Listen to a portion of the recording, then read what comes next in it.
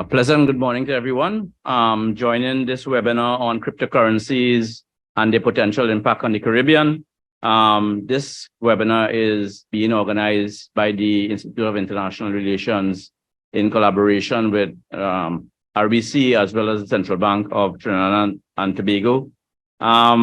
This particular issue, as you know, has been very important for the Caribbean. Cryptocurrencies and fintech generally has occupied our attention, especially since the pandemic. In the Caribbean especially, we have had a lot of interest in this area. A number of our territories have adopted central bank digital currencies, in particular the Bahamas, the Eastern Caribbean Central Bank, and Jamaica. The recent failure of FTX, of course, have dampen some of our optimism about cryptocurrencies and fintech generally. So we thought that it was very relevant at this point in time to have this webinar on cryptocurrencies and their potential impact on the Caribbean. In the webinar this morning, we have two very experienced presenters. Firstly, we have Mr. Karim Hamasni. Karim is the head of crypto asset innovation at RBC. He joined RBC in 2016. Karim has been granted 2 blockchain and cryptocurrency related patents, with a 3rd patent currently under review. He also ran a small crypto mining operation in 2013. His YouTube channel, where he teaches algorithm design and cryptography, has over 19,000 subscribers and over 2.1 million views.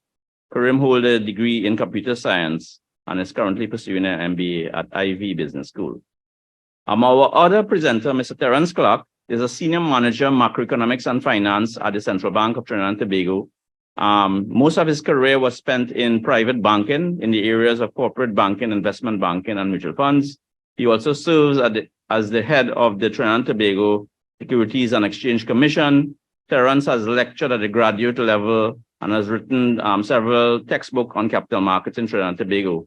He holds a master's, MSc in economics from U.W.I St. Augustine and an MBA from York University, Toronto. So we have two very experienced presenters here this morning, and we have a very short timeline of 90 minutes for the entire webinar. So without further ado, I would ask Mr. Hamasni to make his presentation.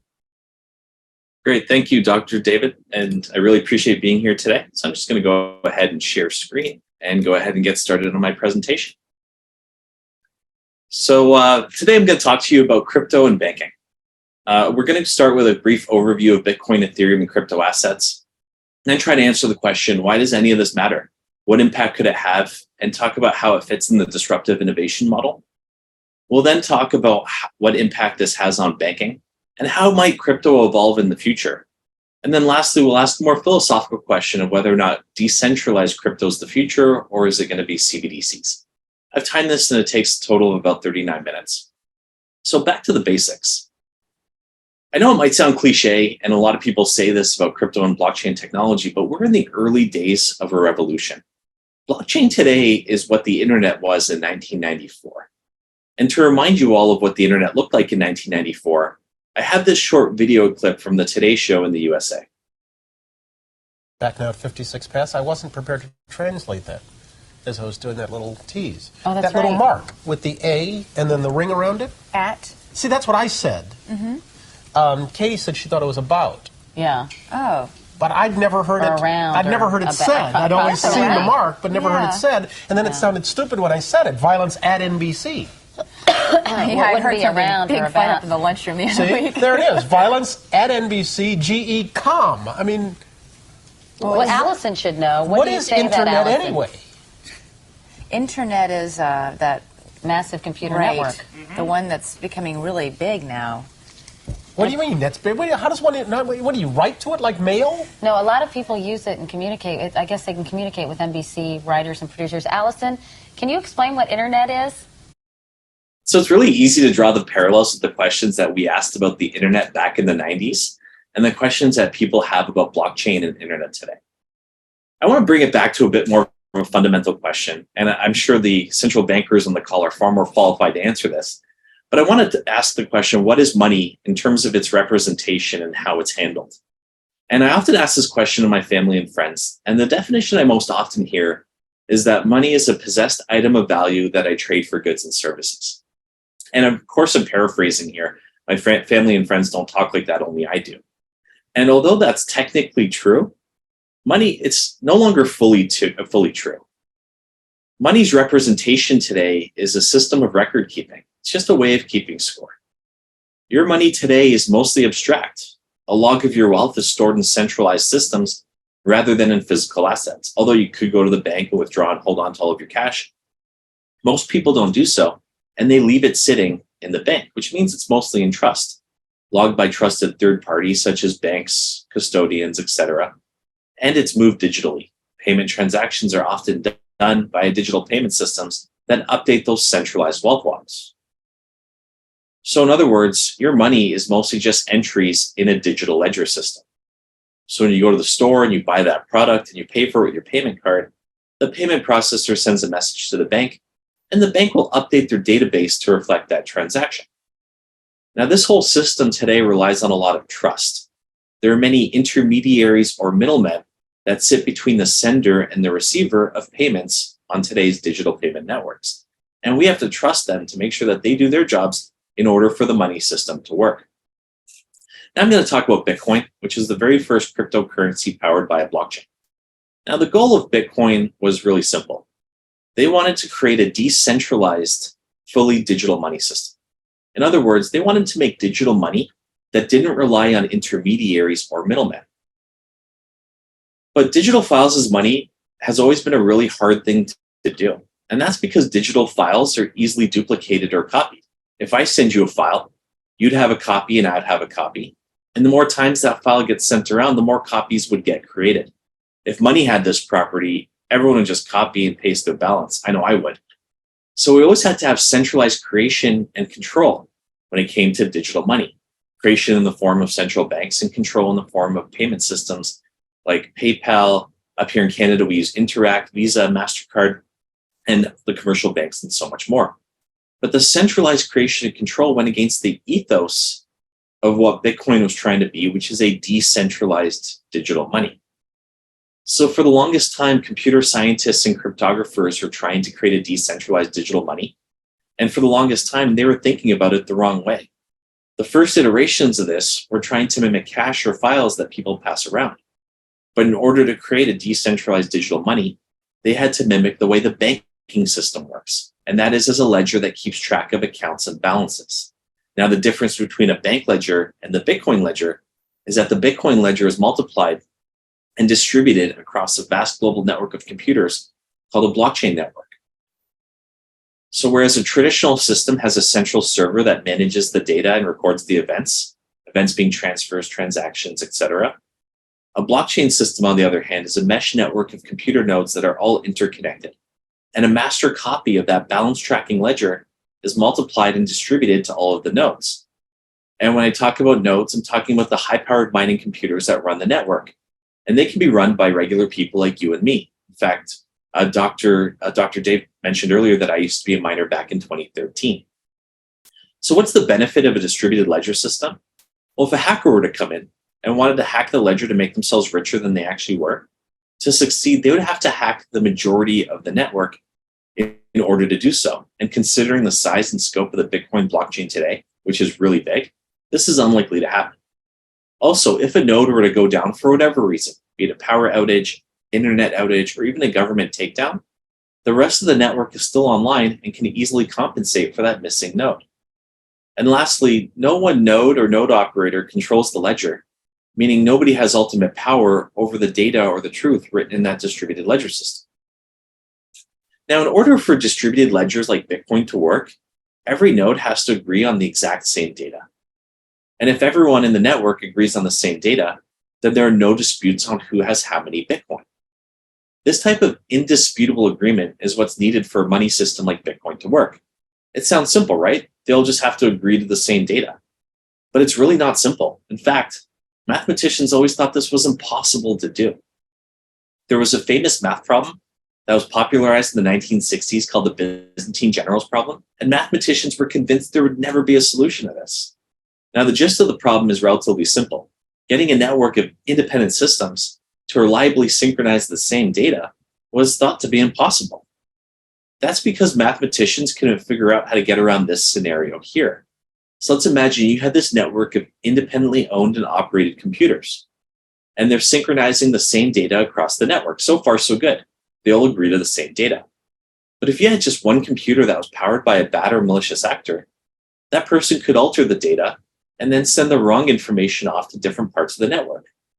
Just like in a game of broken telephone that some of us might have played as kids. Now it's no longer indisputable.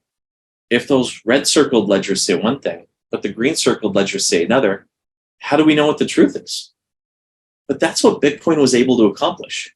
Bitcoin ensures that you have the correct information across the network, and it's cryptographically guaranteed.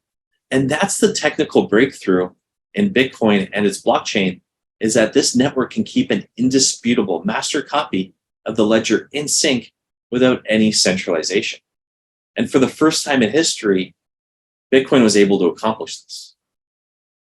Oh, actually, sorry, I got to skip this slide because I'm not going to get it. Okay, so Bitcoin is pretty disruptive. It really did solve a math problem that mathematicians were convinced would never be solved. However, Bitcoin is limited. The only use case on Bitcoin is to transfer digital units of Bitcoin. It's just simple accounting. The underlying technology, the blockchain, it can be so much more, just not in Bitcoin's current form. So some enterprising developers launched the next evolution of cryptocurrency, platform currencies like Ethereum, that can do a lot more. So what if the ledger could store more than just accounts and balances? What if it could store other data like computer code? That way, when that computer code is multiplied and distributed across the network, that computer code becomes as immutable or tamper-proof as your balance. So just like nobody can log on to Bitcoin and change your balance at their own free will, nobody can log on to the Ethereum network and alter this computer code at their own free will.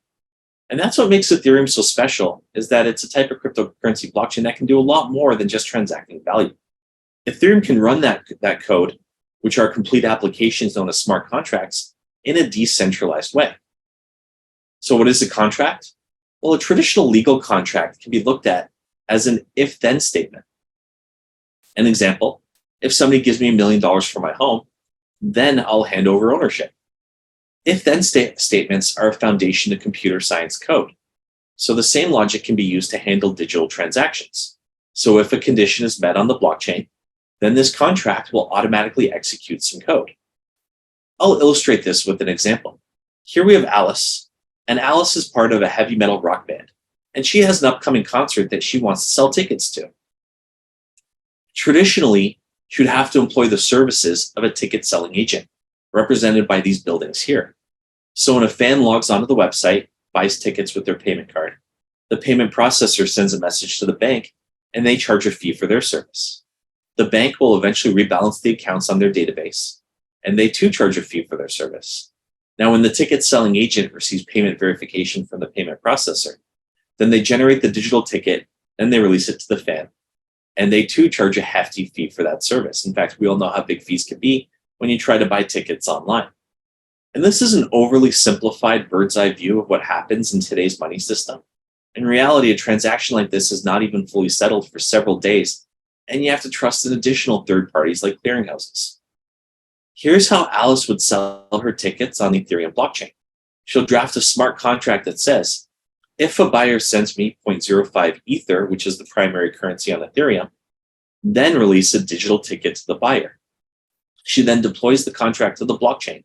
And once deployed, that contract is tamper-proof or immutable, meaning she can't do anything to cheat her fan out of payment, and her fans can't do anything to cheat her out of a digital ticket. So Bob over here in the bottom left, he wants to go to the concert, so he reviews the contract. He likes what he sees, so he sends in payment to the contract. Because he sent enough Ether, the if condition is satisfied, then the contract generates the digital ticket and releases it to Bob. And that's it, the transaction's complete. The network not only handled the payment, the network handled the whole commercial transaction. And that's the breakthrough with blockchains like Ethereum, is that this network is the middleman in the entire transaction, not just in the payment, but in the business logic as well. And these contracts, they can be customized to perform almost any middleman role, including many of the functions of a traditional bank. Alice and Bob, they don't have to trust each other to do business. The blockchain becomes that trusted intermediary, and the blockchain will always do its middleman task exactly as programmed. So why does any of this matter? We have a financial system that works, and global commerce works pretty well. Well, really, it comes down to trust. Humans are incredible. We're creative, we're collaborative, we're constructive, and because of this, we've done amazing things. We've gone to the moon, we've created modern medicine. We've really accomplished a lot, and we should be proud of ourselves. But unfortunately, though, humans are not the most trustworthy. Human history is full of examples of combative and selfish behavior. Given the opportunity to lie, cheat, steal, and get away with it, unfortunately, too many humans would take that opportunity. So to combat this human tendency, we've had to build institutions of trust. We have things like the legal system, so we don't steal each other's stuff. Central banks to trust our monetary system, to governments to trust in our decision-making, commercial banks to trust with their money, and compliance systems to trust our information with. Having these institutions of trust in place has allowed us to achieve all the incredible things that we've been able to accomplish. And almost all of the world's economic activity is held together by these and many, many more trust brokers. But unfortunately, there have been instances of broken trust. Trust brokers, despite all that they've been able to accomplish, are made up of humans after all. And we do know that humans tend to be untrustworthy. There are countless examples of where trust systems have failed us, whether it's hyperinflation in Zimbabwe or Venezuela, whether it's corruption, like we saw with the Panama and Paradise Papers, or companies that we trusted our data to that used our data against us. Blockchain technology is the first system that can disintermediate trust. In other words, we can trust in the immutable execution of code, and we don't have to trust in human-run institutions as much. So for the very first time, a system exists that could theoretically replace the very fabric of our economies, which is the trust layer. So does it work? Well, no, not really, at least not yet. The world of digital assets and blockchain is hectic, extremely varied, full of fraud, and highly speculative. Not all activity can be trusted. In fact, you could argue that the crypto asset ecosystem is one of the least trustworthy areas of the internet today. The same problems of trust that plague centralized systems have found their way into cryptocurrencies. Whether it's centralized parties like FTX, or up here in Canada, we had Quadriga CX, or back in 2013, 2014, there was a large exchange in Japan called Mt. Gox that got hacked and lost Bitcoin. A lot of users trusted their assets with these centralized parties, and these centralized parties either abused or mishandled their funds. The reality is crypto is new. Too many assets were trusted with centralized finance or CeFi companies, and too many CeFi companies abuse their control over the assets. And too many CeFi companies take advantage of the lack of investor sophistication. And this happens in all kinds of financial schemes, not only in crypto, it's just human nature. We saw it with Bernie Madoff, we saw it with Enron. It happens quite a lot. It just seems to happen a lot in crypto as well. So crypto is supposed to decentralize systems and stop events like those from happening. But it hasn't happened yet because too many untrustworthy centralized players still exist. Now, there's another world-changing technology that had similar growing pains. That's the internet. In the early days of the internet, you didn't know what you could trust online. There were pop-ups popping up everywhere that were trying to get you to click on them. They were installing viruses on your computer. I remember when I was a kid, my parents told me not to talk to strangers on the internet. Now today, I will willingly climb into a stranger's car for a ride. I'll have them pick my groceries, and I'll rent out their homes for the weekend. We've gotten to the point where we've learned to trust constructs on the internet, and I believe the same will be true about blockchain in the future. So really the idea is that blockchain could transform traditional asset classes. Now, bringing it back to the internet analogy, investors once thought that the internet was just a new channel amongst others. You had radio, television, newspaper, and the internet. But flash forward to today, now the internet is facilitating all channels. We have online radio, online TV, online news, new forms of communication, e-commerce, and so much more. Today, some people see crypto as a separate asset class alongside currencies, equities, commodities, and art. But crypto assets issued on public blockchains are likely to impact all asset classes, where you'll have cryptocurrencies, crypto equities, crypto commodities, crypto art in the form of NFTs, which we're seeing today, and even new constructs like decentralized autonomous organizations or DAOs. So now I want to talk about how crypto fits in the disruptive innovation model. Now, in 1995, famed business author Clayton Christensen coined the phrase disruptive innovation, which allowed executives to better understand market dynamics and the threat of new business models. And his insight was that disruptive innovation is a process by which a product or service takes root initially in a simple application at the bottom of a market, and then it relentlessly moves up market, eventually displacing established competitors. According to Christensen, the process of disruption usually happens over a number of steps. 1, incumbent businesses will innovate and develop their products or services in order to appeal to their most demanding and/or profitable customers, ignoring the needs of those down market. So, for example, banks tend to cater their services to clients that have money. Now, entrants target the ignored market segment, and they gain traction by meeting their needs at a reduced cost compared to what is offered by the incumbent. Now, at first, the incumbents don't respond to the new entrant, and they continue to focus on their more profitable segments. The entrants eventually move up market by offering solutions that appeal to the more traditional and mainstream customers. And once the new entrant has begun to attract the mainstream customers en masse, disruption has occurred. So how does the disruptive innovation model apply to crypto? Well, it really is rooted in the problem of financial inclusion. According to the World Bank, financial inclusion is a key enabler in reducing poverty and boosting prosperity. Of the 17 Sustainable Development Goals published by the United Nations, financial inclusion can have a major impact on 4 of them: no poverty, decent work and economic growth, industry innovation and infrastructure, and reduced inequalities. Achieving financial inclusion is one of the most promising and impactful paths to achieving the Sustainable Development Goals. But financial inclusion is not an easy problem to solve. A 2017 report from the World Bank estimates that 1.7 billion adults globally are unbanked. Why? Well, offering banking is expensive. Low-value accounts do not generate enough revenue to cover a bank's costs. In addition to this, over 1/3 of the world's population live under governments that restrict freedoms, and much of that restriction is done by controlling domestic financial networks and controlling the inflow and outflow of money. Centralized fiat currencies work really well for developed and just societies with sound economic policies, but they have failed too much of the world. The poor are poor partly because they have no access to banking, and they have no access to banking partly because they are poor, and this causes a vicious cycle. But there is a history of leapfrogging technology. In the mid to late 20th century, advances in telecom boosted economies. Now, laying down landlines for telephones was expensive, but the economic growth in developed economies was more than able to cover the costs. In many parts of the world, they skipped landlines entirely and went straight to mobile phones. Active mobile devices now outnumber humans on Earth. Too much of the world are cut out of the financial system, but many of them are now connected. A 2016 article from the New York Times cites that cell phones, not banks, may be key to finance in the developing world. And so many societies can benefit from an internet-native financial system that can enable payments, lending, safety, and trust. And crypto assets and their blockchain networks are becoming that system. According to Chainalysis, which is a firm that analyzes crypto usage around the world, in 2022, the top 5 countries by crypto adoption globally are 1, Vietnam, 2, the Philippines, 3, Ukraine, 4, India, and then 5, then the United States. Out of the top 20 ranked countries, 10 of them are lower middle income countries, adding Pakistan, Nigeria, Morocco, Nepal, Kenya, and Indonesia to that list.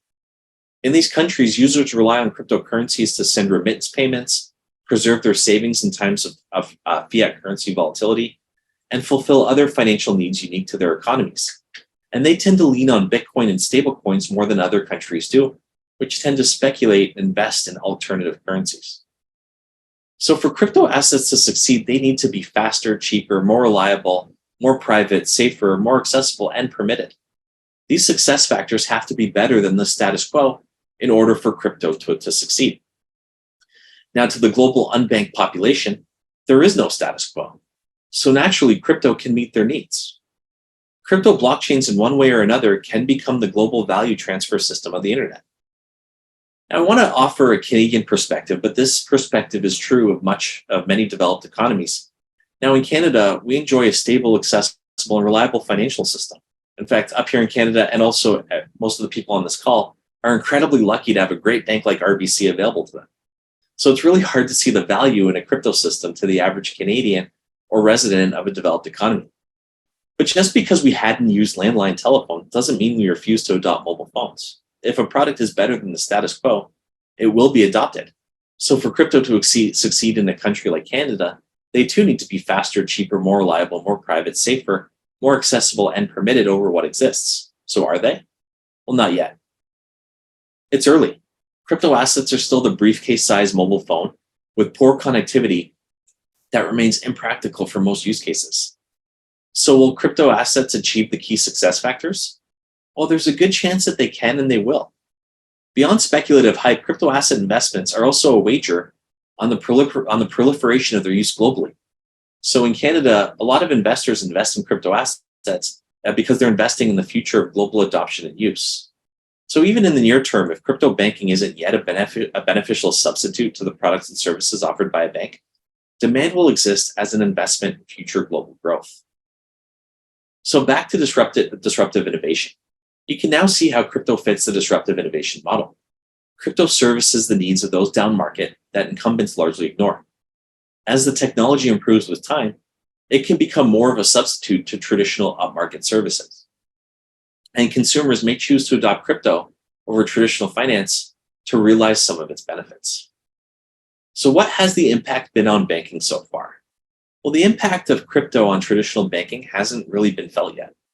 Today, crypto assets represent a largely speculative investment asset. They have yet to become a substitute for payments, lending, or securities trading at scale. Now, if crypto continues to follow the disruptive innovation model, it could become a disruptor, but the technology needs to improve significantly before it does. In the meantime, traditional financial institutions are looking at ways to satisfy investor demand for crypto assets.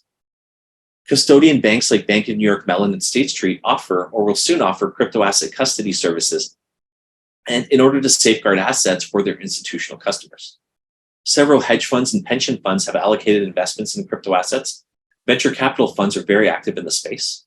So Ray Dalio from Bridgewater Investments has allocated some into crypto, and billionaire investor and hedge fund manager Paul Tudor Jones is also invested in crypto. And when it comes to investments in the venture capital space, 2022 was a huge year with many, many billions of dollars flowing into crypto from VC firms. Now that has come down significantly in 2023, and that coincides with the bear market in crypto, but also a lot of VC capital investments in other areas have also dried up as well. Now, large fintech players like PayPal, Square, now known as Block, Robinhood, Wealthsimple, Stripe, and Revolut offer the ability to buy and sell crypto assets. In Canada, some asset managers have launched Bitcoin and Ethereum ETF products. In fact, the Bitcoin ETF launched by Purpose Investments was the second biggest ETF launch in Canadian history. So far, most banking activity around crypto assets has been designed to feed investor demand. Very little activity looks to use crypto networks for payments or to improve back office operations. Most traditional FIs are experimenting with private permission blockchains for those use cases, but not the crypto blockchains. We are seeing some fintech players like PayPal and Square and so on looking at crypto blockchains for payments and back office, but that's mostly in the fintech space and not so much in the traditional financial space. So what's RBC doing? Well, RBC does not currently offer any products or services for clients relating to digital assets such as Bitcoin, Ethereum, DeFi, and NFTs. However, for the past several years, since 2017, we've maintained an internal research and development team that has been monitoring the space and building RBC's expertise in digital assets. And that team is my team and my colleagues. Now, we will continue to follow the evolution of the space, including the regulatory environment, client interests, ESG implications, and the marketplace for products and services. And we may introduce such products or services in the future if and when we believe doing so would be in the interests of our clients and our shareholders. But today is really not the day. So how might crypto evolve in the future? Well, there are many potential growth vectors for crypto blockchains. The two primary growth vectors are centralized finance, or CeFi, built on crypto rails, and also a pure native crypto play, which many call the bankless model. So first, I want to touch on C5 built on crypto rails. Now, there's some concern in banking that technology companies will get into and disrupt the banking industry. If a company like Amazon, Google, or Apple Pay really get into banking, then that could disrupt traditional FIs. And we're already starting to see this a little bit with things like Apple Pay and Google Pay and so much more. Now, banks are not disrupted yet because banks are protected by a wide regulatory moat. But if open APIs were mandated, firms like Amazon, Apple, Google could tap into banking infrastructure and they could replace banks at the front end. This means that banks would lose their customer touch point and all banks would be APIs in the back end, and that would commoditize the banking industry. An emerging trend is that fintech firms, not traditional banks, but fintech firms, are doing just that. But instead of connecting to banking APIs, they're increasingly connecting to crypto rails, which further cuts banks out of the equation. And so far has been able to avoid the regulatory moat, but that's being cracked down on now. So firms like PayPal, Square, Robinhood, Stripe, and Revolut have already started to do this. So why could this work? Well, crypto's hard. Fintechs can simplify the user experience to make it indistinguishable from traditional finance, all powered by crypto in the back end. Imagine sending a stablecoin remittance around the world, and it only takes 15 seconds to deliver. If the fintech managed the on-ramp and the off-ramp on the endpoints, then to the end user, it would feel no different from banking. But the speed and the benefits would be realized. And they do this because crypto rails are faster and they're more efficient. Now, this is the dominant model in how users interact with crypto today. Most crypto users are interacting with centralized financial players. This includes exchanges, and they're trusting their assets and dollars to them in order to participate in this ecosystem. So there are challenges to this model. One, regulation. Many centralized crypto service providers have been skirting regulations or taking advantage of the uncertain regulatory environment. And that's changing fast. US regulators are cracking down on several crypto asset exchanges and crypto asset platforms, and every country in the world is coming together with their own regulation. Now, security is also a major issue. If a lot of clients' assets are pooled into centralized platforms, this becomes an attractive target for hackers to go in and steal the funds. Also, many centralized firms have turned out to be frauds. The ecosystem is really waiting for that trusted household name to enter the space. Now, if this model becomes permitted to expand, permitted by the regulators, we suspect that more traditional FIs or financial institutions and fintechs will largely adopt this model, and they'll build some products and services onto crypto rails. Now, the next way that crypto may evolve is the pure native crypto or bankless model. Now, I'm going to bring it back to another analogy and bring the internet back into the fold. Now, the internet was a technology that led with the tech, and it really didn't think about user experience at the time. We saw in that video in the beginning, it confused a lot of people. What was that A with the ring around it? What did www, HTTP, or .com mean? But web browsers eventually became the medium that made users more comfortable with using the internet. And users eventually figured it out and got comfortable. The technology of the internet was so profound that users just simply couldn't help but adapt. And so they got through the steep learning curve, and now it's become second nature. Since the internet, though, newer technology has led with the user experience, and it hides the tech in the back end. Things like smartphones, tablets, VR, even ticket kiosks at the movie theater, they all focus on the user experience first, and they hide and abstract the technology away in the back end. I remember when I was a kid and I got my first computer, I had to install my own RAM, I had to install the operating system, I had to slide a modem in the PCI slot. It wasn't easy. But today, you can give an iPad to a 4-year-old and they would master it in no time. Crypto is really more like the internet. It's a technology that led with the tech, and it left the user experience and the user interface as an afterthought. And that's why crypto is kind of hard. So once again, crypto is hard. Processes like private key management, seed backups, paying network fees, sending commands to DeFi, and more are all challenging to the average mainstream user. I argue that you almost need a computer science degree to use crypto to its full potential. Also, crypto isn't scalable. Crypto blockchains can only support so much throughput. Ethereum today can only handle about 20 transactions per second. Contrast that to Visa, which at its peak can handle over 20,000 transactions per second. As a result, crypto blockchains have become very expensive as users need to pay fees to jump the queue. But this will change. The open source developer community and pure native crypto tech firms are focused on solving the usability and scalability challenges. And there's a big trend towards building an easier and better non-custodial wallet.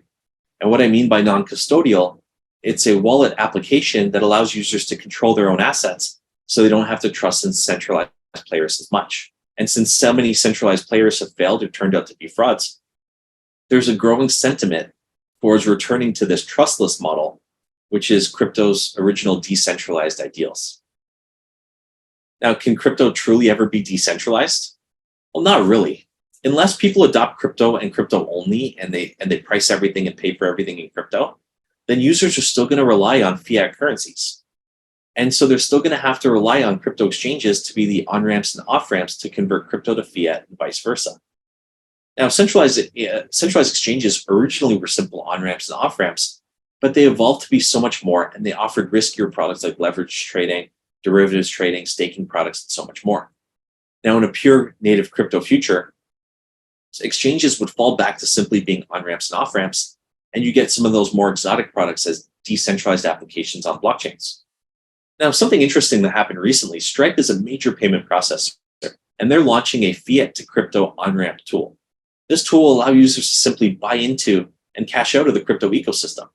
And all of their financial applications, whether it's trading and so much more, will be smart contracts that live in a decentralized world, and they'd be decoupled from the centralized players.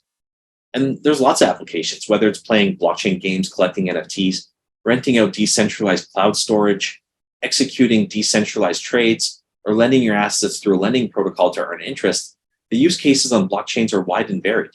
Today, most pro users interact with these decentralized app or dApp protocols through MetaMask and other wallets, and usability has greatly improved from the early days, but today it's still a largely technical experience. But as mentioned, there are advances that are going to make it easier and user-friendly. So why could this work?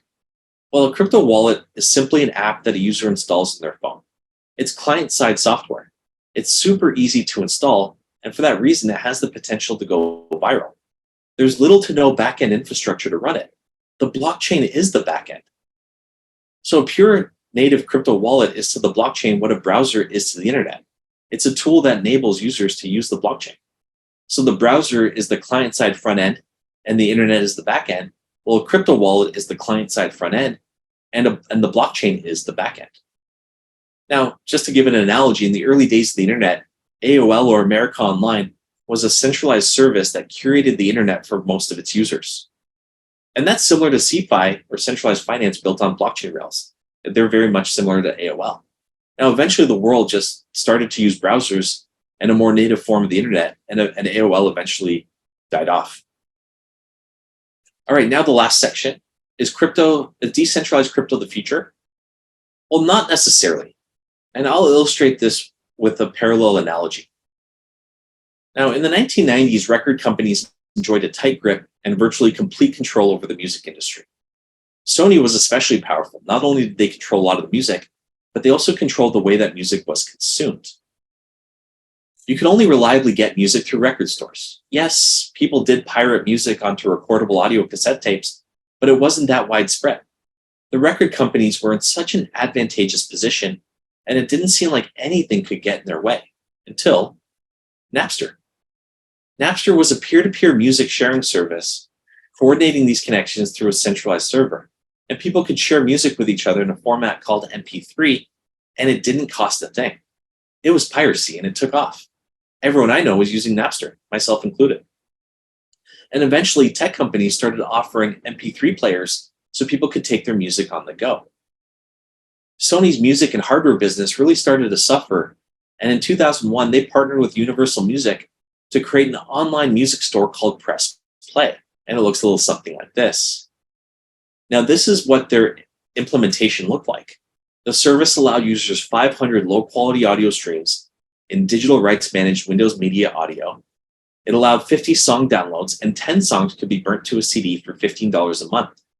It could also build and store users' playlists. Now, not every song could be downloaded, and users could not burn more than 2 tracks from the same artist to CDs. Downloads expired after 30 days, and songs could not be transferred to a portable player. It seemed quite restrictive, but hey, it's digital. Well, not surprisingly, in 2003, Press Play failed and shut down. In parallel, though, the industry also fought Napster in court, and they won. And Napster eventually shut down, but that wasn't the end of music piracy. New services popped up, and people started to use things like LimeWire, Kazaa, BitTorrent, Pirate Bay. But these platforms were full of spam and viruses.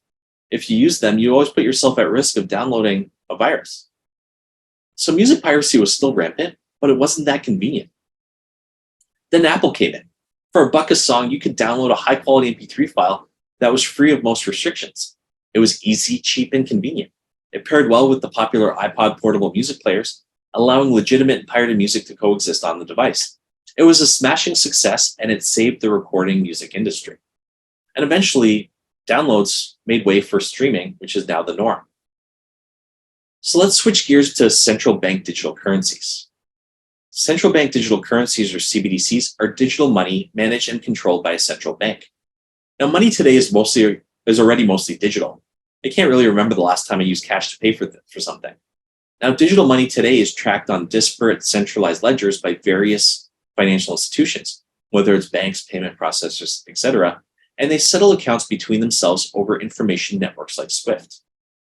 CBDCs want to centralize the ledger with a central bank rather than having disparate ledgers distributed across financial institutions. Centralizing the ledger would give the central bank a real-time view of how money flows through the financial system. And this could make them more responsive to economic conditions in setting economic policy. It's quite powerful. Banks would still have a role to play in offering value-added services such as loans, investments, and more. And the central bank could create a CBDC wallet application, allowing users to hold a limited amount of CBDCs without having a formal banking relationship. This could address some financial inclusion challenges that we face today. The central bank could also program CBDCs so that they may only be spent a certain way. So imagine there was a stimulus payment that was released in an event similar to COVID. The central bank could earmark that currency so that it could only be spent on necessities like groceries and not be spent on things like alcohol or gambling. They could also freeze accounts and better track criminal payments, and they can control the flight of money in and out of the economy and so much more. Now, this can be good if you're fighting financial crime, but a lot of privacy advocates see this as challenging because it strips away privacy from some end users. Now, CBDCs may be built using private permission blockchains, but they're more likely not to use a blockchain at all. Several central banks have said that blockchains are inefficient for this use case and are looking at traditional database-driven systems in order to build out their CBDC. And these systems would resemble a traditional payment network, kind of like the original PayPal, but instead of being run by the PayPal company, it's run by the central bank. So bringing it back to the question, is decentralized crypto the future? Well, if cryptocurrencies are like MP3s, free-flowing, unrestricted, pseudo-lawless, and kind of inconvenient, or CBDCs like Apple's $1 a song, will users care enough about a decentralized, censorship-resistant global currency network to pick crypto over a CBDC? Is convenience what matters the most? Will a CBDC launch be more like Sony's failed effort Press Play or successful efforts like Apple's iTunes? Will the legal system manufacture layers of inconvenience on top of crypto, as it did for MP3s? Can they or will they coexist? Digital money today is at a critical juncture where it really could go either way. There are similarities to music, but there are also some key differences. Music piracy was clearly illegal. A lot of cryptos are not clearly illegal, but they could regulate them to be, or at least the handling of them to be, which would make it a lot harder to use crypto in the future. So now we're at the end, but really we're just getting started. Crypto and blockchains are very early in their evolution. It's hard to see exactly how they'll play out. There's a lot to be excited about, and it really might be a technology that changes the way that we do business, changes the world. Thank you. And I'll pass it on back to Dr. David Surratt. Thank you, Karim. That was a very comprehensive overview of the crypto assets that we have to grapple with now and in the future. And now I'll simply ask Terence Clark to make his presentation. Terence?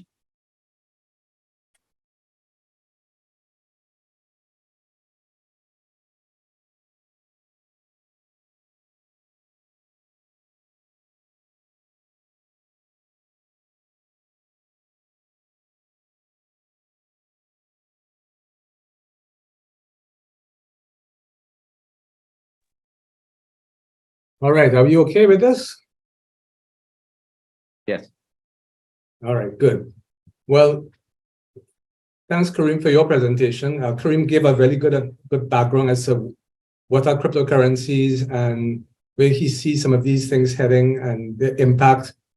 My role is to focus more on the regulatory part of the impact with respect to the Caribbean. So we are looking at it more from a regulatory perspective on our side here.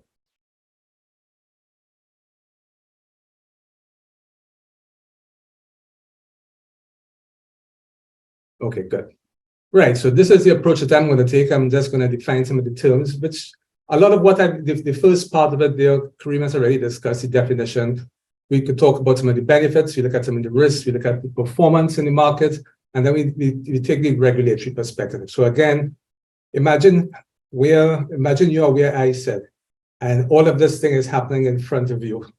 And you start to think, okay, well, what's next? What's happening next? Well, the approach in this presentation basically goes down that path. So let's start by looking at the definitions that we use. And there are several different definitions that I have, but they all basically say the same thing. It's digital, it's encrypted, and it's a decentralized way of doing business. And that basically is what a cryptocurrency is about. So Kareem talked about that in some detail, so I'll just move on.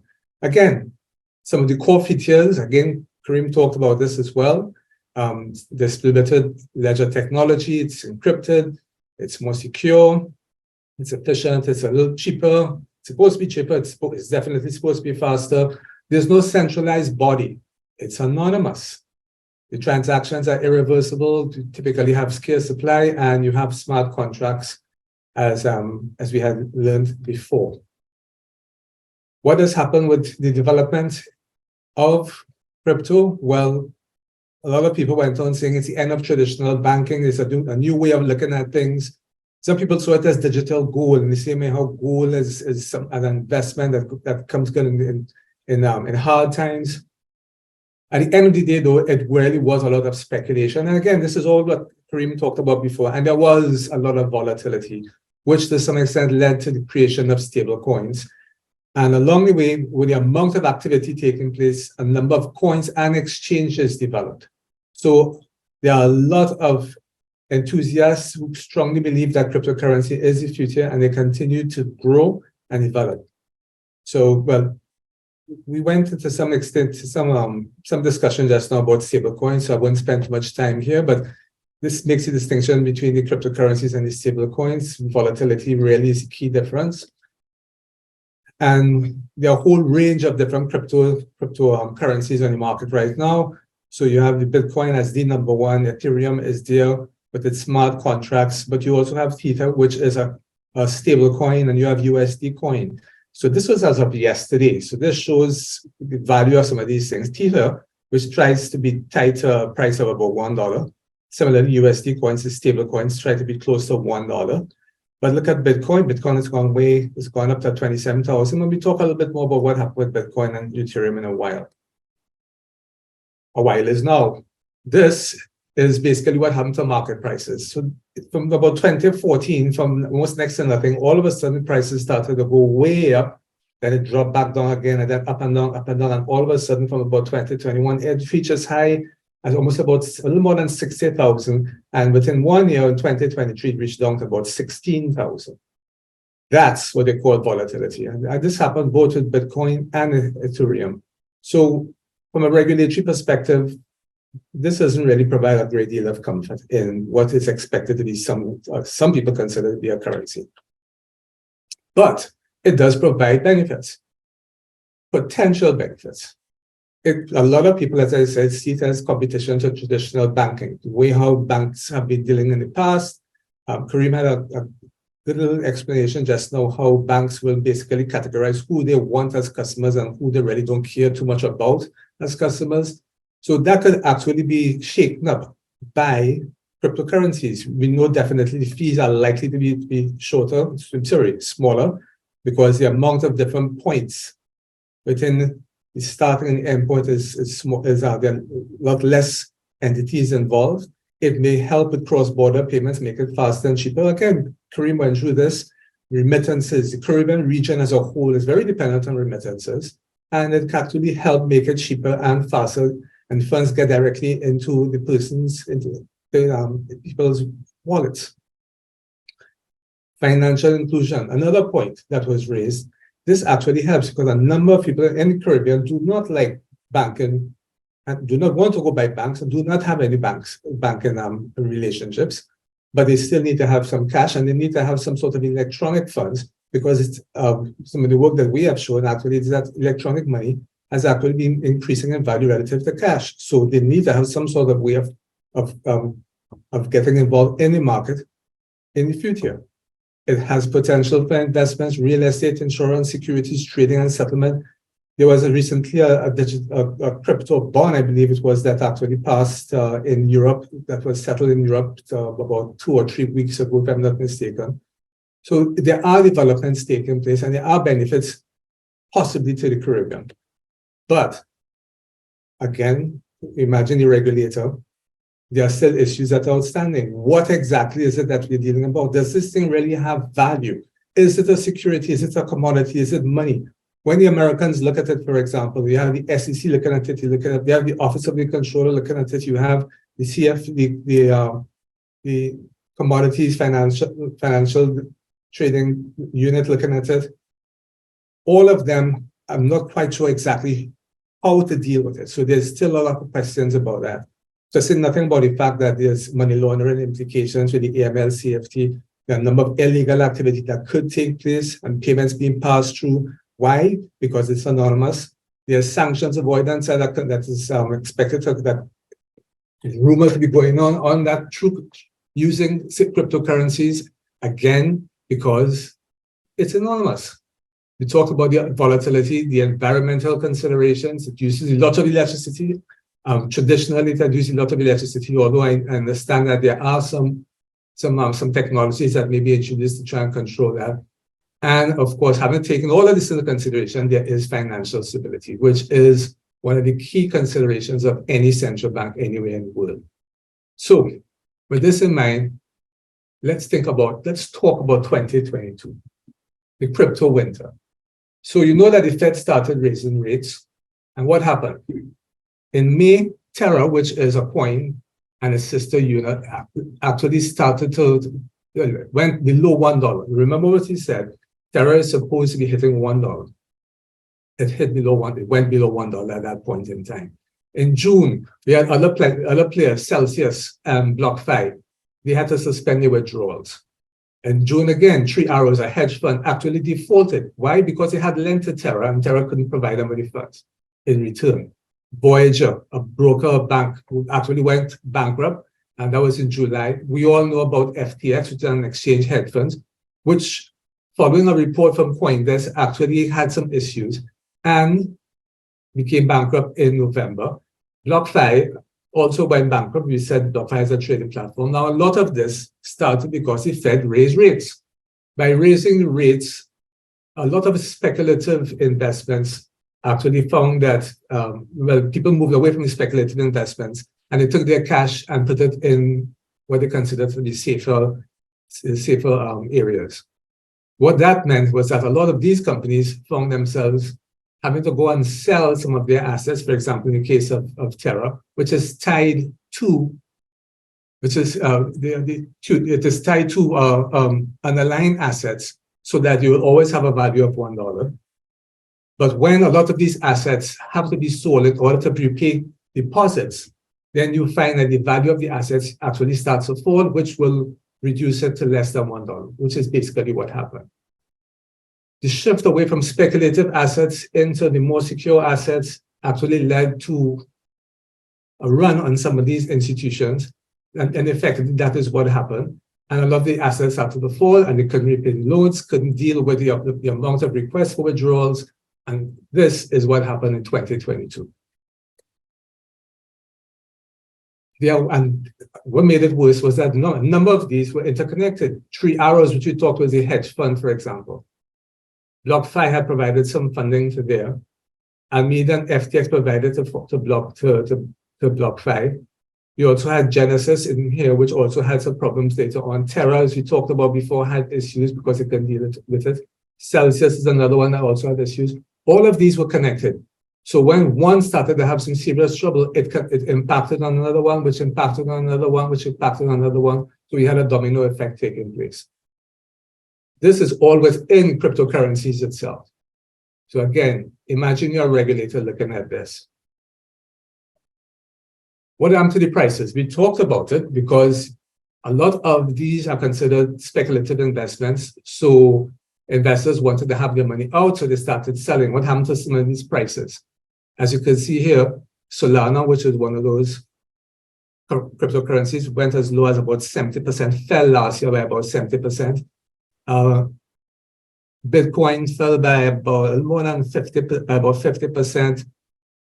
Ethereum went down to about 40%. So that was what happened in that area of cryptocurrencies. But it also had a wider impact on the tech sector in general. You remember what happened to the prices of Microsoft, Google, Amazon. All of these tech sector companies had prices fall in their market values last year.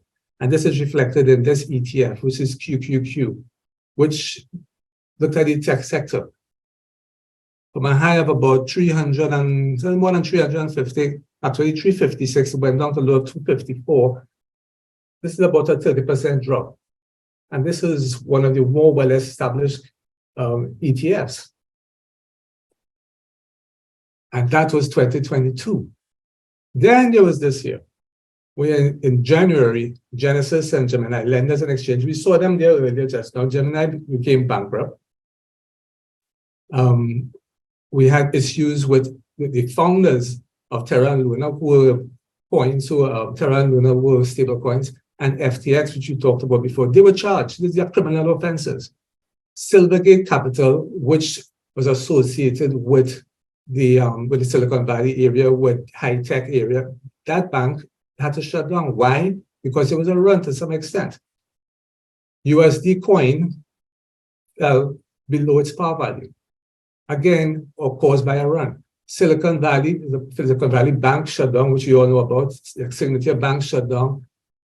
And what we found in March this year still was Coinbase, which everyone knows as an exchange, one of the more popular exchanges, was charged by the SEC. And those are things that we don't like hearing. Binance itself, another exchange, was charged by the Commodities Futures Trading Commission.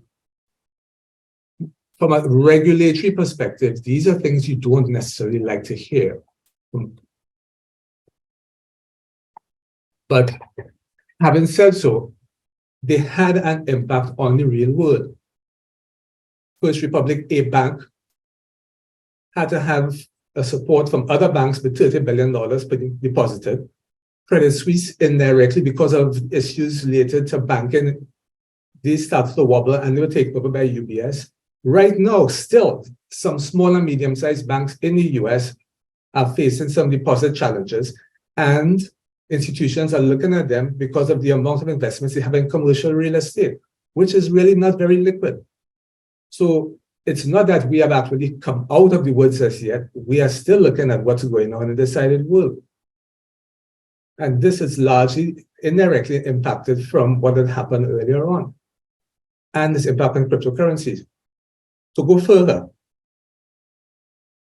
when the rates started to go up and assets when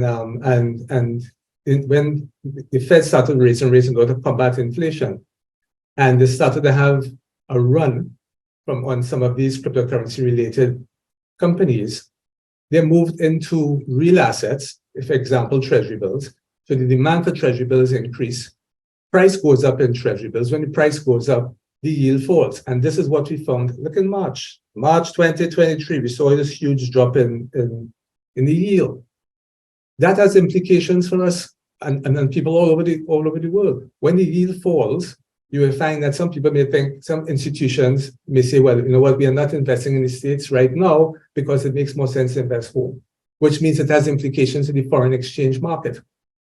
In countries like ours, some people who may have had an interest in investing overseas may not be willing to come back to the local market. In this instance here, in March, there was a lot of uncertainty. There was a lot of, to some extent, fear in what was going to happen next. That impacts us in a real sense.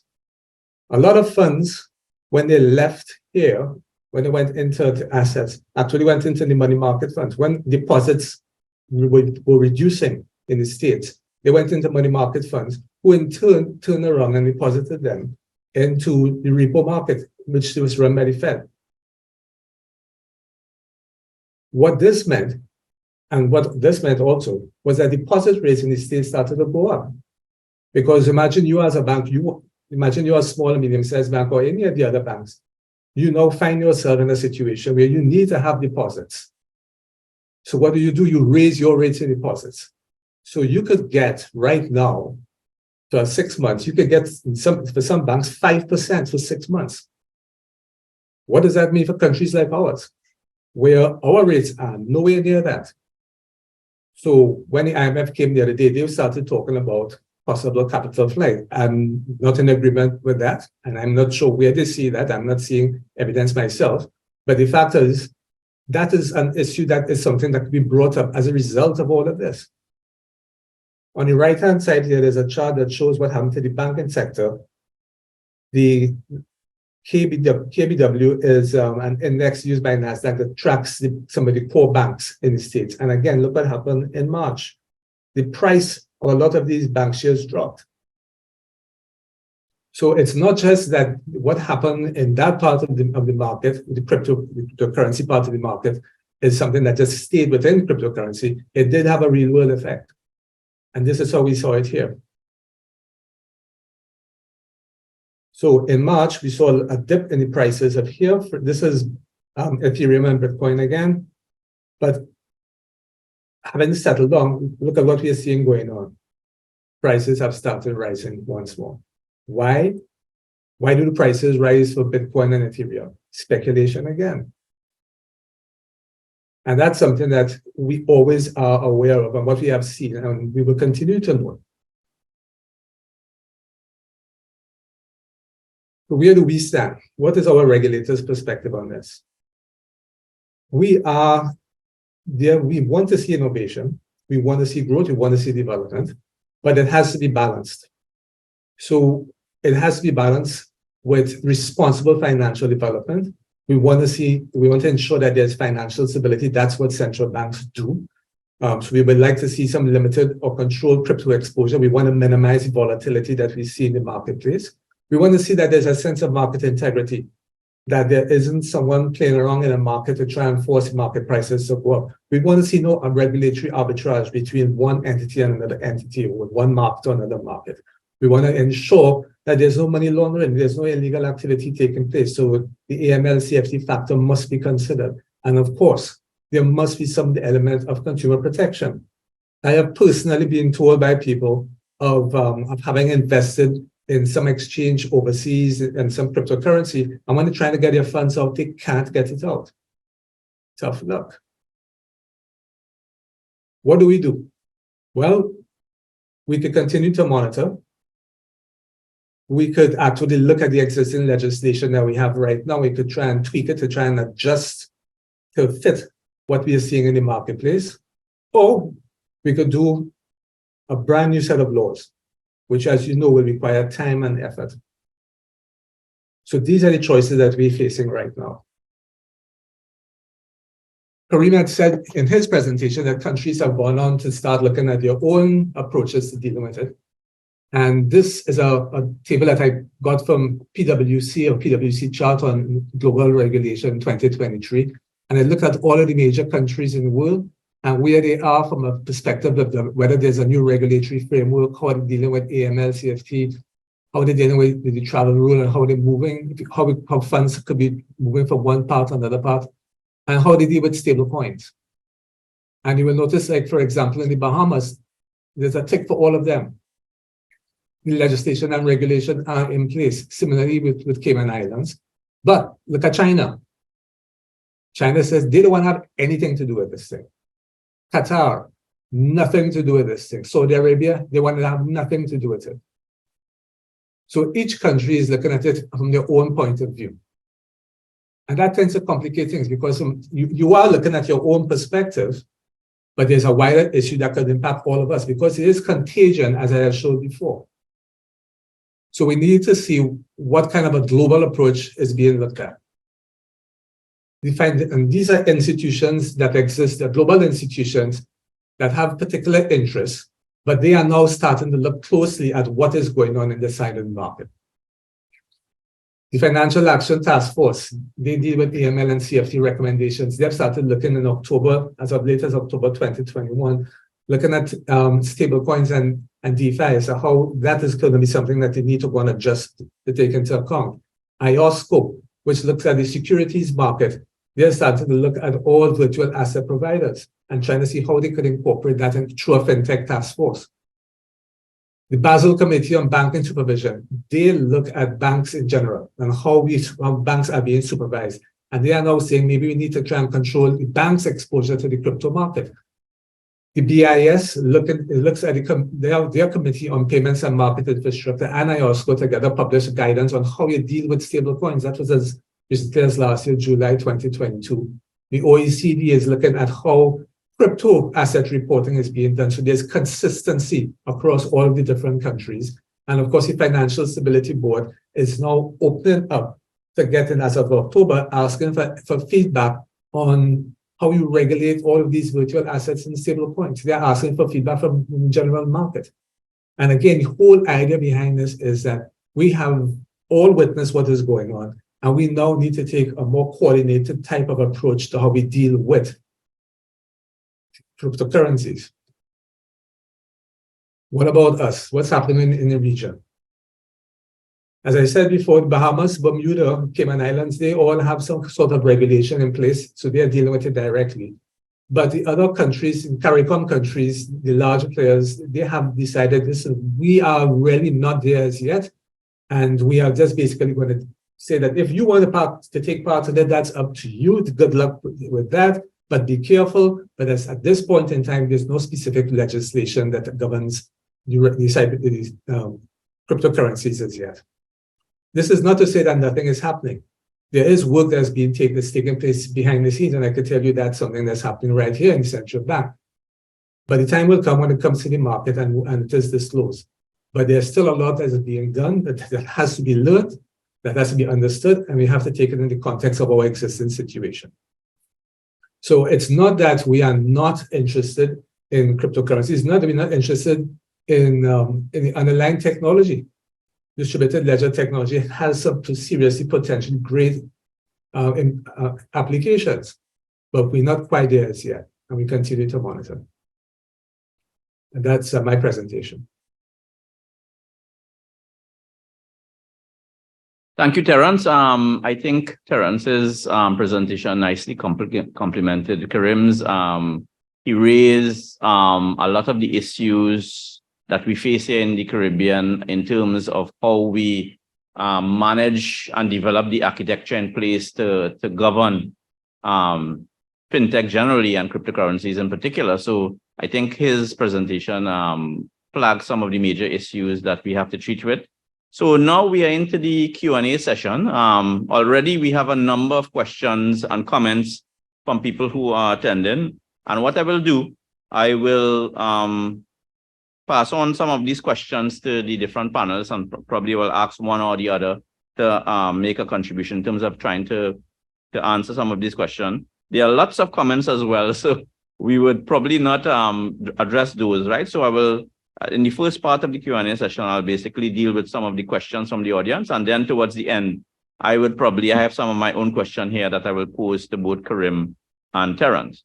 So the first question we have is from Ryan Hamilton Davis, who is a reporter from the Newsday here in Trinidad and Tobago, who said, who actually determines the value of cryptocurrencies like Bitcoin?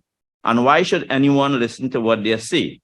Fiat currency regulators have their own drawbacks, but at least they are seen and subject to the same trust system as us, right? So I suppose that is something that Karim covered in his presentation. So probably you would like to answer that question, Karim?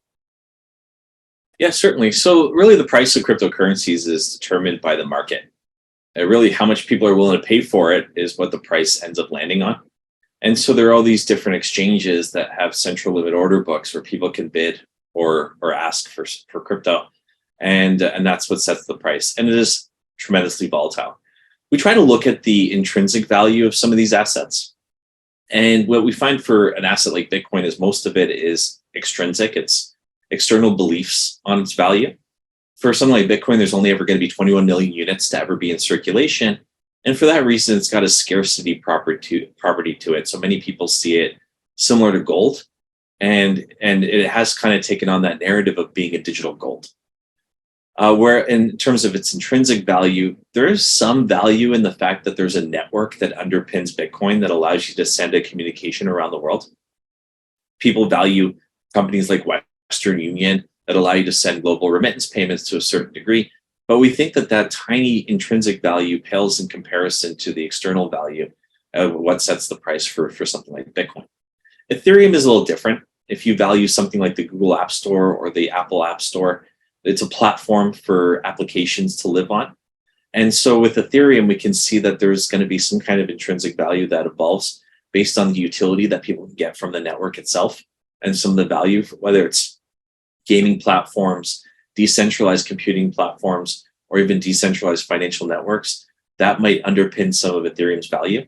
Today, it's really hard to actually pinpoint what that fair value is because there's just so much hype and speculation surrounding these cryptocurrencies. And as such, it's very difficult to see through the noise and understand what that core value is. Terrence, anything to add there? Or anything to challenge? No, that's it. That's exactly it. A lot of it was actually built on speculation. I wouldn't say I wouldn't go so fast to say it's a pyramid, but the idea behind it is you go in quickly and you hold on to it because you know that there is some growth and somebody else is likely to come and ask for it some other point in time at a higher price, and you then sell and you make your money and you move on. So that, to a large extent, is how I felt a lot of this and the source of the growth in it. In terms of actual value, intrinsic value, as Kareem said, I'm really not seeing too much of that. So I fully agree with what Kareem was saying just now. I suppose the question is, with traditional forms of financial asset, whether it's a company share or a currency, you could actually determine how the value is going to evolve in the future based on certain fundamental values. In the case of a company, it's their income stream, it's the development of the business, and so on. In a country, it's how the country economies perform, et cetera, I suppose in the case of a cryptocurrency like Bitcoin, there is no way really to forecast what the price for Bitcoin is going to be now and in the future. And in that context, I suppose a lot of regulators worry about it being simply a vehicle for speculation. And I think Terrence mentioned something akin to a pyramid. But the reason Bitcoin's values goes up is because more and more people is looking to buy, and so on. So during that period when the share price crashed, it was when people were afraid and they were getting back into more safer assets and so on. So again, this is an issue that I think a lot of people who may be interested in Bitcoin and other cryptocurrencies, but might be a little bit worried about the fact that you really don't know what the price is going to be from one day to the next. That is the issue that not only normal citizens may have who may be interested in getting involved in crypto, but also regulators, because of course this has ramification for the volatility and the potential instability in financial markets that people like Terrence worry about. So I don't know if Kareem, you want to jump back in just to address that issue about what you mentioned, that you mentioned something about what may be driving the value of cryptocurrency, such as the network, right? But is there some way to be able to forecast what the price of Bitcoin or some of these? I suppose it might be easier to forecast what the value of the stable coins are going to be, but something like Bitcoin, how do you forecast what the price is likely to be now or in the future? I wish I had an answer for that. And I'd probably be down in the Caribbean with you guys enjoying a cocktail on the beach if I had the answer of what I could forecast the price to be. But realistically speaking, it is largely driven by speculation. Now, the ultimate speculative asset history is gold. There is some intrinsic value to gold. It's used in manufacturing and electronics and so on. But that pales in comparison to what drives gold's value is that people look at it as a store of value asset, and they speculate on its price. Now, gold is a lot more stable than Bitcoin because gold is frankly old and well established and has been around for thousands of years, whereas Bitcoin is still largely hype driven, and for that reason, it is so much more volatile. Now, we've come as a world, we've come to accept gold as being a valuable asset, and it has its place within the global financial system. But truly, it still is at its core a speculative asset. And so something like Bitcoin too is a speculative asset to that degree. Whereas with Ethereum, as the decentralized application ecosystem begins to evolve, and some of those applications do provide some real world value, then people are going to value Ethereum for the utility that it can provide. But that's not yet. The ecosystem is still very immature. Most of the applications on Ethereum are largely financial applications that promote and contribute to speculative investing. And so for that reason, it's very hard to pinpoint and understand what's the core of that value, where you can derive that value from. Hackett did a long exposition here, but I'm just going to take out the main parts. He's basically asking, are banks going to allow customers to purchase crypto with their credit cards? All local banks have blocked the purchase of crypto with their credit cards. Is this something that's likely to change in the future? I suppose that's a question for Karim. Yeah, thank you for asking that question. And we understand that it is quite controversial that some banks, RBC included, do not allow their clients to use credit cards on cryptocurrency purchases. Unfortunately, cryptocurrencies have become more of a conduit for fraud than other avenues. So if a credit card gets stolen, the most effective way for a criminal to extract value and retain that value is to buy a cryptocurrency and transfer it away from a platform. And unfortunately, there are higher instances of that kind of fraud using credit cards. And so for that reason, we have disallowed the use of credit cards to purchase cryptocurrencies. Also, cryptocurrencies are highly speculative. And today, you can't necessarily use your credit card to invest in leverage trading on brokerage platforms. And so the same kind of logic applies there. We don't want it's consumer protection based. Ultimately, if you have your own money in your bank account, you are free to transfer it to a crypto exchange. There's no restrictions there. It's just the matter of the credit card system opens up too many avenues for fraud. We're looking at it, trying to understand if there's any protection measures there. But right now, there's no answer for that question as to whether or not we're going to allow credit card purchases. Okay. And Ryan Davis asks, he has a long question as well, but I'm trying to just take out the main elements.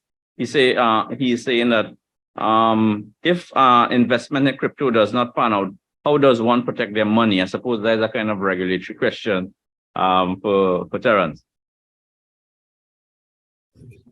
We've been talking about it all along. At the end of the day, when you're going to that type of a speculative asset and you lose your funds, it's your loss. It's buyer beware. At the end of the day, it's your responsibility to ensure that you could actually get that you know what it is that you are getting into. It is speculative by nature. Okay, so Aaron Sinnett asks, given that fintech and cryptocurrencies will evolve with time, would it interfere with employment and banking? That's a question for Karim. I think it would introduce new avenues of employment, new fields of employment. It's really tough to say. A lot of people look at disruptive technology and they worry about what it means for the job market in the future. When Excel came out, bookkeepers around the world were concerned about their jobs. But Excel ended up spawning a whole new industry of data science, data analytics, and new jobs were created as a result of that. So really, with any technological shift in the future, you can expect some jobs to go obsolete, but you can also expect the creation of new jobs. So it's a really tough question to answer. Absolutely, we do think that some jobs will go obsolete, but we also think that new jobs would be created as a result. So it's tough to forecast. And Ryan Davis asks again, how does the cryptocurrency system monitor the use of its currencies for illegal activities, which is, as you know, is a big regulatory question that we have here in the Caribbean, since we have to drum through all these AML, CFT rules and regulation. So I suppose that's a question for Karim. Yeah, absolutely. That's a great question. The interesting thing about blockchains like Bitcoin and Ethereum is that they're public. You can actually go online and you can see every transaction happening in virtually real time. A lot of people think that cryptocurrencies are completely anonymous. That's not necessarily true. They're more pseudonymous, meaning that you can see the transactions happening and you can see the accounts or the wallets that are transacting with each other. There are just no names attached to those wallets, so you don't necessarily know entirely who's who. But there are companies like Chainalysis, Elliptic, CipherTrace, and more that have created what they call blockchain forensic software that tries to identify who the key players are on the blockchain. And with that, they can prescribe risk to certain transactions. So they've mapped out all the wallets and how they're all interconnected. And they've been able to identify that certain pockets of wallets belong to a firm like Coinbase, for example, and that certain pockets of wallets belong to the dark web or some kind of exchange in a bad country that's known for money laundering. And so if a financial institution were to receive some cryptocurrency, they can use those tools to trace where that cryptocurrency had come from. And with that, they can prescribe a risk score to it. So if it came from a dark net market or there's a pattern of laundering that was done to that coin, that would elevate the risk and let the financial institution know that that coin can't necessarily be trusted. But if it came from a more legitimate platform like Coinbase, for example, then that would alleviate some of that risk and concern on those assets. It's not bulletproof. There's still ways that people can launder money on blockchains, but it's a lot harder than it used to be. And with that, there's always a permanent record of a transaction.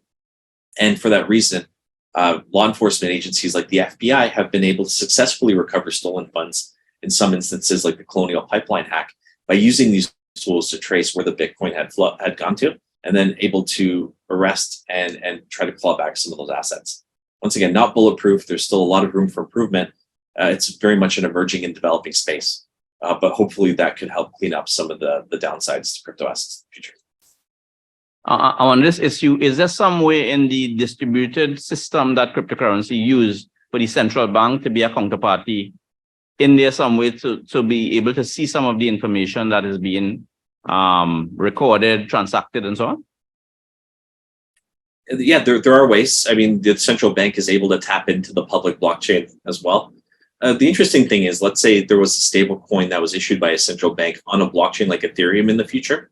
You can actually tie restrictions to that stable coin so that it can only registered wallets. So if a user wanted to use a stable coin, instead of the central bank building a whole new network and infrastructure, they could piggyback off the existing infrastructure of a public blockchain. And if you wanted to handle that, you'd have to register with the central bank. And then on the chain, they could see who's interacting with who and where the dollars are transferring to. And that could help alleviate some of that money laundering risk as well. There's lots of possibilities. It's a programmable network, and you can program it any which way that you'd like. A question from Simon Fraser, who is a faculty here at UWI. He's asking basically on the question of financial inclusion, what percentage of the Trinidad and Tobago adult population on bank? I suppose that is in relation to the way in which crypto and other kinds of fintech innovation can actually help that unbanked population and therefore help them in being included financially in the economy. I suppose that's a question for Terence. Right. First, just say hello to Simon. I know Simon as well. Simon, there was a study done somewhere around 2016 that showed that there was about 80% of our adult population that was banked, and so we're looking at about 20% as unbanked. Now, if you were to dig deeper, what was found was that those who actually said that they were banked, a high proportion that said they were banked, actually opened a bank account just because they had to open a bank account, banked once and then moved on. Or that some of them actually will be banking, not in a bank itself, but more in a credit union. So what has since been done is the TTIFC, Trinidad and Tobago International Financial Corporation, has embarked on a survey that I believe it's starting, if not this month, it should start very shortly, that will indicate exactly what is the status of financial inclusion in our market. So hopefully by the middle of this year or so, we should have some very up-to-date results on that. But the indicative figure that is being discussed is more like about 20% unbanked. but that it could potentially be more than that. And in that same light, there's a question from Mitra Sinanan who asks, if the central bank is going to move to digital currency, how are they going to handle the whole issue of the paper notes that we now have in terms of, because we had a recent experience here where the central bank demonetized older notes and so on. And therefore, they were wondering if we were going to move to digital central bank digital currency, how will we handle that aspect of the whole equation? And suppose there's a question for Terence. Right. Kareem had introduced the concept of CBDCs in his presentation, but I excluded it on mine because the cryptocurrencies are largely decentralized. So from that perspective, by definition, they were not being included. What we have looked at when we're looking at CBDCs, we do not anticipate that there's going to be an end for the use of cash. We expect that cash will continue to be used hand in hand with CBDCs. When that is actually going to be done, that's another issue. It is something that continues to be looked at internally here. We are very wary about the cybersecurity issues involved. So there's some work that we need to do in-house before we actually continue and go out to the market to discuss CBDC. But it will continue to be working alongside cash. Okay. And Kevin Y asks, do avenues exist that allow the exchange of cryptocurrency? If, for example, someone in the Caribbean is able to get hold of cryptocurrency, is there some way that allow for the exchange of cryptocurrency for liquid cash at present? I think Karim would have mentioned some of these things, but probably you could elaborate on some of this again, Karim. Sorry, so the exchange of cryptocurrencies for liquid cash to fiat? Well, ultimately, if there's a world where people transact exclusively in cryptocurrencies, then you no longer need the bridge to fiat. But as long as people have to pay their taxes or people earn their pay in fiat, then there's always going to have to be that bridge. Sorry, I think I missed the first part of that question. No, basically they were wondering if you had the opportunity to get to actually have some crypto asset and you wanted to cash out, how will you do that in the Caribbean? But I suppose you mentioned, so that is the question basically. How do you cash out from crypto to either TT dollars or US dollars or Canadian dollars? Yeah, you just have to find a marketplace that services your region, where they have people who are buying and selling cryptocurrencies, and try to find somebody on the opposite side of that trade. So somebody who's willing to give you cash for your crypto. There aren't too many reliable solutions, especially in different markets. Even in the United States, there's only a handful of trusted and reliable exchanges. Globally, there are too many that can't necessarily be trusted. And we saw with FTX that some that you might think could be trusted simply can't be trusted. So it's very much the Wild West still when it comes to converting from fiat to crypto and back. Okay, so we have about 5 more minutes for the webinar. So I suppose we look to wrap up now. And one of the questions, I think, from Gabriela Passad, who happened to be a PhD student here, he's asking for more risk-averse investors, are there any legal protection in Trinidad and Tobago, and I suppose the rest of the Caribbean, for people who may have gotten involved in these crypto schemes for consumers? I suppose that's a question for Terence. Quite frankly, I'm not aware of any protection that could be provided to them. The regulators have indicated in the past that, for example, in the area, I think we made a joint announcement, the Trinidad and Tobago Securities and Exchange Commission and the Central Bank made a joint announcement some time ago with respect to fintech and fintech-related products that is basically not regulated, and again, buyer beware. So in this context, similarly, if it is that you've invested in some cryptocurrency somewhere along the way, and you have had some issues in dealing with it, you could report it and you can try and see what assistance you could get, but it's not something that the central bank is likely to be able to help you too much with. There is I think the Consumer Protection Bureau, but I'm not sure if that's somebody who could actually help you with this as well. So it's for these reasons why we are saying at this point in time, we prefer not to get involved. From a regulatory perspective, we will continue to do our work in the background to the point where we are confident and sufficiently have resource to be able to go and produce some sort of regulation guidelines, some sort of perspective on it. But as it stands right now, no, we don't. Okay.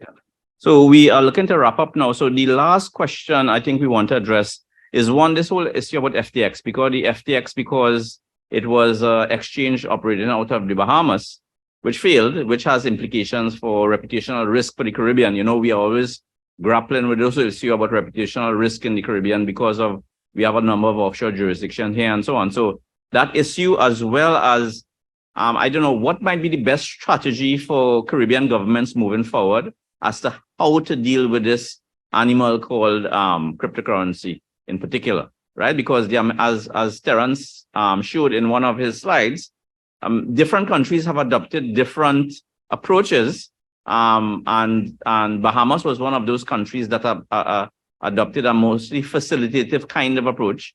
So, you know, moving forward, what might be the best approach for governments in terms of how they look to encourage and or regulate fintech and cryptocurrency, sorry? From a Caribbean perspective, one of the key factors that we need to consider is regulatory arbitrage.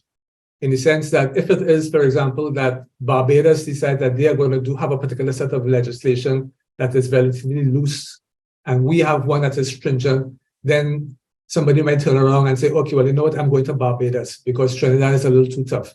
So it makes sense for us to sit down around a table and discuss exactly how we are going to approach it together as the Caribbean countries. Having said that, each Caribbean country has its own specific needs and different levels of development. So how that actually goes out how it works out in practice, hopefully it works where there is some common understanding and there's something built upon that. Also, one as well. The interesting thing about the crypto markets is that they don't resemble the equity markets very much. I mean, in equity markets, you have an exchange and then you have a custodian, and that's a segregated duty. Whereas with a crypto marketplace, they are the exchange, they are the custodian, they are the broker, they do everything. They do the whole vertical. And we up here in Canada and the United States, we segregate roles for consumer protection. And so I think the quickest and lowest hanging fruit on how to make sure that no fraud happens on exchanges within your jurisdiction is to mandate that they segregate custody from the exchange itself. And then that third-party custodian can be externally audited at all times to make sure that the assets are there.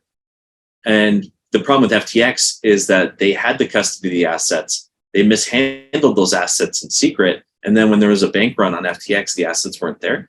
That wouldn't happen if you had an external custodian that was auditable externally by the regulators at all times. So I think there's some good infrastructure ways to set up this ecosystem that could help with consumer protection and prevent something like FTX from happening again. Okay, so I thought we were only going to last about an hour and a half, but apparently the program here says we could go until 12 o'clock. But so I will just field a couple more questions before we close off. Let me see. I want to accommodate as many people as I can.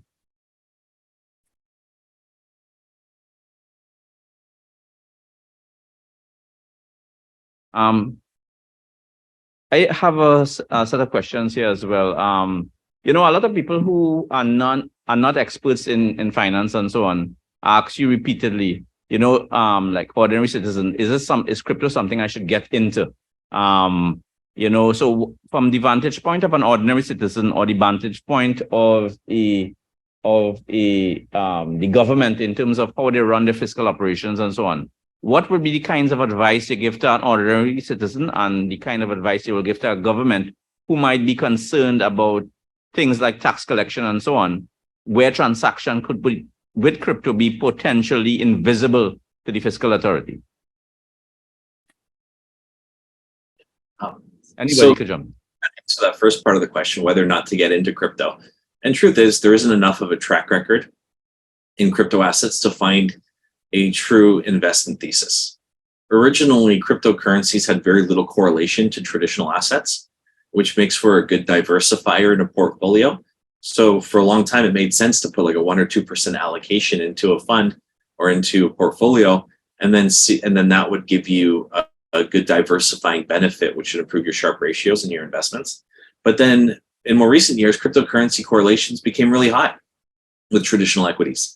And so you lost that benefit. So there really isn't a strong, solid investment thesis for cryptocurrencies today, other than speculating on its growth and proliferation of use in the future. And with that, it's uncertain because there's a lot of wildcards that could happen, including restrictive regulation that could prevent its growth and proliferation of use. So I'm not here to necessarily give any investment advice, but it really is an invest at your own risk asset class today. And with that, there are a tremendous amount of risks in the cryptocurrency ecosystem. As for the tax arbitrage, and if there's anything to add, Terrence, to that, feel free to. And as for tax arbitrage, I think you're more qualified to answer that as well. Yeah, well, I wasn't clear about what was this question, so can you just repeat it again, Dave? It was on the tax. Yeah, for the question for the first one was the whether as an ordinary citizen, how advisable it was for getting involved in crypto, and Karim gave the standard thing that he's not offering investment advice, and I suppose you might follow the same thing. But the question that wasn't really answered really was the whole question about how is the fiscal authorities, the government, what is the strategy that they could adopt, given that some of these crypto assets and cryptocurrencies would facilitate transaction that might not be on the radar of the government for them to collect taxes and those kinds of things. Well, I'm not sure exactly how they're going to be able to go and look at it. The very nature of it being anonymous means that it'll be very difficult to track exactly who is doing what where. So from my perspective, if I was them, I will just try and continue to track and monitor to see exactly how it's being developed internally. It is still very early days, but to continue to track and monitor how it's being developed and see exactly what are the implications, tax implications for it. But in terms of like right now, I'm not sure if anything much could be done other than, as Karim said before, I mean, all you can see are these digits going from one point to another point. You really don't know who's the underlying entity. Yeah, I can actually add how it's mostly done up here. Is the on-ramps and the off-ramps really become the taxation points. So when you convert fiat to crypto, that's an on-ramp. And the tax authorities can see that, and they work with those on-ramps to collect information. And then when you eventually convert your crypto back to dollars or back to your fiat currency, that's the off-ramp, and that becomes the taxation point. Interestingly enough, I did mention some tools like Chainalysis, Elliptic, and CipherTrace earlier, which allow people to monitor the blockchain. The earliest adopters of those tools were the tax agencies, well before law enforcement started to adopt those tools. So for anyone on this call that might have crypto and is looking to avoid taxes, I would actually recommend that you do track your capital gains on those assets and pay your taxes on them, because the tax authorities globally are becoming really advanced in this space. And with that, they can use these tools to kind of look at the activity, and they can tax those on-ramps and off-ramps and collect where they need to. So it is a lot harder to skirt taxation in this space than it used to be, and it'll continue to get harder as these agencies become more sophisticated with time. And the other question was, are there any kind of crypto tools that regulators could use, financial regulators that is, to help their function in terms of regulating the financial sector generally, not only crypto assets? Yeah, absolutely. There's those blockchain forensic tools so they can see on-chain activity, but there's also anti-manipulation tools that they can require the exchanges and the platforms to install, and they would provide reports on if anyone's doing manipulative tactics and trading.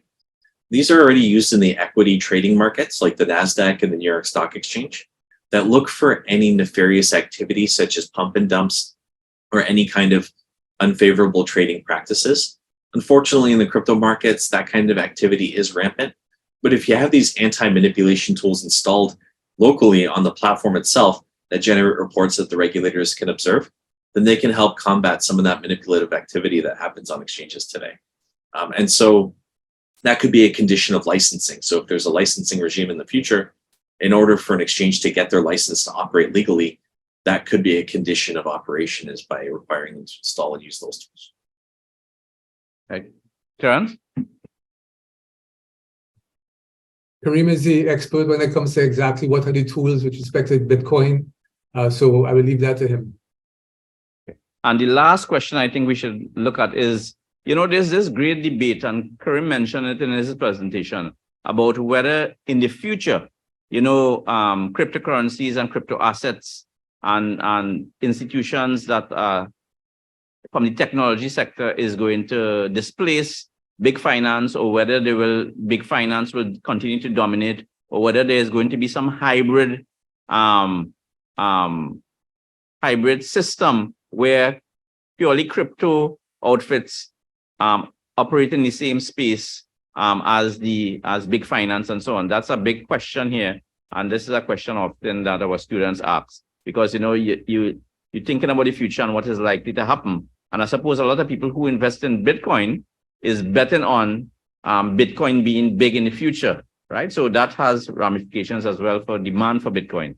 So I think it's an important question. So I don't know if Kareem want to deal with some of those issues. Yeah, that's a great question. And it really depends. I mean, there are certain countries where their monetary system is poor. If you look at, say, Venezuela or Lebanon, they suffered through tremendous hyperinflation in recent years. And so many people in those countries, they look at cryptocurrencies as a way to sit out of their local currency volatility, which is ironic because we know crypto is quite volatile on its own. And so in certain countries, you can see it becoming a more dominant form of payment within their economies, much like dollarization has happened a lot in those countries as well, where they rely on US dollars more than you typically see. Whereas in established economies where we have a pretty sound monetary system, the value proposition for crypto becomes questionable. And then there's that question that I closed off my presentation with. If a CBDC is convenient, widely adopted, and easy enough to use, why would anyone really go to crypto? Do people care about censorship-resistant decentralization that much?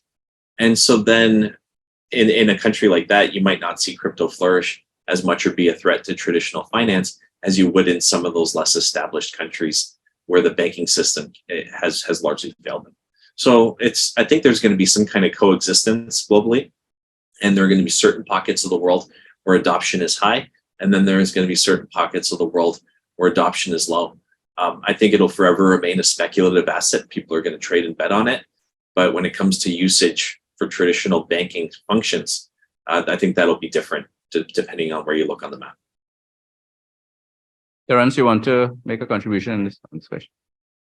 No, well, similar to Kareem, at the end of the day, over time, I could see that there will be some increased amount of usage. I could see some of the existing players may fall out. We may see a hybrid taking place, coming in to take their place. And over time, you may actually see that hybrid falling out altogether and a whole new entity comes in its place.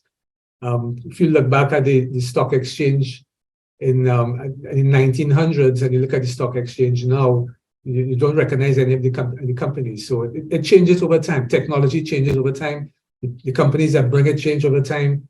So I would not be surprised for the long term that we are looking at a whole new set of players, a whole new set of markets, a whole new set of dynamics taking place. Okay, thank you both. So now we wanted to bring the webinar to a close. Because of the amount of interest registered in this particular topic, we're likely to have probably events in the future on this particular topic or on specific aspect of this topic. People who are interested in these areas should keep looking at our social media pages, the university social media pages, and so on. This particular webinar, clips of it is actually going to be uploaded to our YouTube channels and so on. And therefore, people who would like to review it at your leisure at some future date could do using those channels and so on. So in closing, I want to first thank both Kareem Hamasni and Terence Clark, who provided a lot of food for thought and cleared up a lot of the issues that I'm sure many people had in terms of cryptocurrencies and crypto assets and fintech in general. There are lots of people who contributed to the webinar, and I want to thank in particular Mr. U.W.I, who is the head of RBC here in Trinidad and Tobago, Also Dr. Doreen Noel, who is the Deputy Governor of the Central Bank of Trinidad and Tobago, who kind of gave me some advice as to who might be the expert to backstop our efforts here in the webinar. And I also want to, of course, thank Ms. Michelle Siraj, who helped organize all the administrative stuff here at our end in the IIR, and also Ms. Chanel Glasgow from the Marketing and Communication Department at U.W.I. And of course, we want to thank all those who participated, made their comments and contribution and questions and so on. I'm sorry that we couldn't field all the questions, but in the future, we're going to have these things, so we will continue the debate in the future at some point. So once again, thank you all for participating, and we look forward to seeing you again sometime in the future. Have a great day and a week ahead. Take care.